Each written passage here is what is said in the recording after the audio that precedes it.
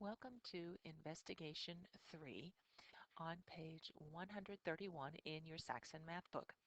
Yesterday we focused on a model of multiplication called an array, and today we're going to focus on another type of model of multiplication called area.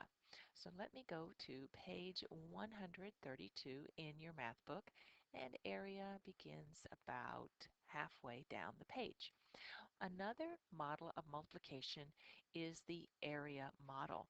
And the area model is just like an array, except they always use squares and the squares are connected. If you remember yesterday when we had an array like this, there was some space in between the shapes, and you could use any shape in an array.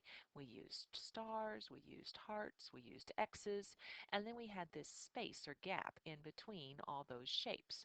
Well, in an area model, there is no space in between the squares, and you don't get to use any shape you want. You just use squares. So it's like an array, but they have connected squares. So we're going to take some time to talk about the area model. And you're going to need centimeter grid paper to work through some of these problems. So let me go to my centimeter grid paper right here. Yay, there it is. And what you're going to do is draw a shape. So I'm going to draw a shape right here. It's very easy. And boom, there it is. There's my shape. You're going to draw something like that on your grid paper with your pencil. Now what I want to point out to you is that remember when we learned about the perimeter? The perimeter, it's got the word rim in it. The perimeter is the distance around the outside of the shape. Okay? And that's fine. It's like the fence in your backyard. The perimeter is the fence. It's the distance I'm tracing here in green around the outside part. Well, area is different. Area is the backyard. Area is all of this inside the fence. All of it inside the fence. And so what you want to do is take a moment and maybe trace the perimeter of your desktop with your finger, and then with the palm of your hand sweep over the inside or the area of your desk where you write on. That's your area, and that's what we're going to focus on. Now we measure the area, let me just erase all that, by counting the squares inside the shape. That's easy to do if you've drawn on a grid paper because the squares are right there for you.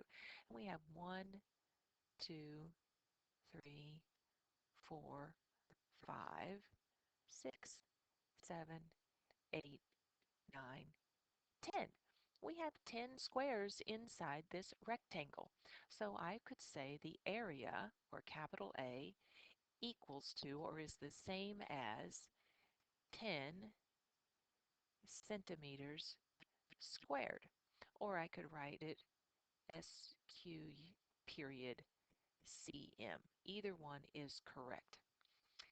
And if you think about yesterday's array, I have 1, 2, I have 2 rows here, and I have 1, 2, 3, 4, 5. I have 5 columns. And doesn't 2 times 5 equal 10? Yes, it does. Notice how the array model that we learned yesterday is connecting to the area model that we're learning today. So if you want to find the area, you simply multiply. You multiply the length times the width. In fact, that's the formula. Area equals length times width. Now with perimeter, you add all the sides together, but with area, you multiply. All right, and that's true even if you're using centimeter paper or if you're using an inch grid. You would simply change the cm to the inch abbreviation. So remember, to find the area, you multiply the length times the width, and that's how you find the area.